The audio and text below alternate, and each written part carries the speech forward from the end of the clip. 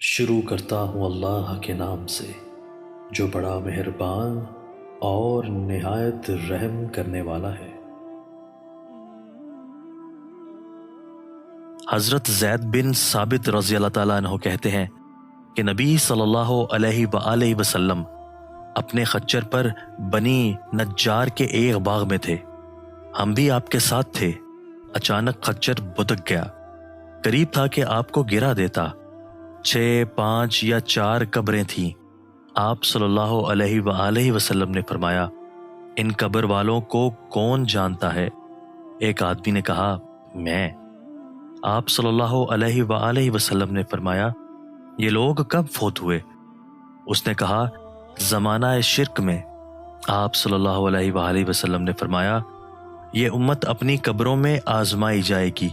اگر مجھے اس بات کا خدشہ نہ ہوتا کہ تم اپنے مردے دفن نہ کرو گے تو میں اللہ تعالیٰ سے دعا کرتا کہ تمہیں بھی وہ عذاب قبر سنائے جو میں سن رہا ہوں۔ زید نے کہا، پھر آپ ہماری طرف متوجہ ہو گئے اور کہنے لگے، آگ کے عذاب سے اللہ کی پناہ مانگو۔ صحابہ کہنے لگے، ہم آگ کے عذاب سے اللہ کی پناہ میں آتے ہیں۔ آپ نے فرمایا، قبر کے عذاب سے اللہ کی پناہ مانگو۔ صحابہ نے کہا، ہم قبر کے عذاب سے اللہ کی پناہ میں آتے ہیں۔ آپ نے فرمایا، ظاہری اور باطنی فتنوں سے اللہ کی پناہ مانگو۔ صحابہ نے کہا، ہم ظاہری اور باطنی فتنوں سے اللہ کی پناہ میں آتے ہیں۔ آپ صلی اللہ علیہ وآلہ وسلم نے فرمایا، دجال کے فتنے سے اللہ کی پناہ مانگو۔ صحابہ نے کہا، ہم دجال کے فتنے سے اللہ کی پناہ میں آتے ہیں۔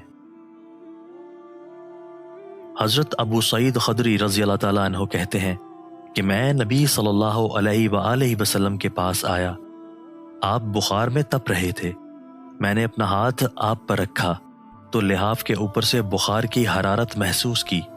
میں نے کہا، اے اللہ کے رسول صلی اللہ علیہ وآلہ وسلم، یہ کتنا شدید ہے؟ آپ صلی اللہ علیہ وآلہ وسلم نے فرمایا، ہمیں تکلیف بھی دگنی دی جاتی ہے اور اجر بھی دگنا دیا جاتا ہے۔ میں نے کہا، اے اللہ کے رسول صلی اللہ علیہ وآلہ وسلم، لوگوں میں سب سے زیادہ آزمائشیں کس پر آتی ہیں؟ آپ نے فرمایا، انبیاء علیہ السلام پر، پھر نیک لوگوں پر۔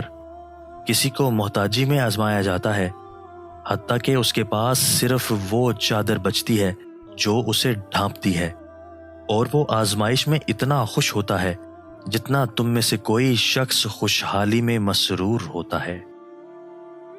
دوستو، اللہ تعالی ہمیں ان احادیث مبارکہ پر عمل کرنے اور اپنی زندگیوں کو سنوارنے کی توفیق عطا فرمائے۔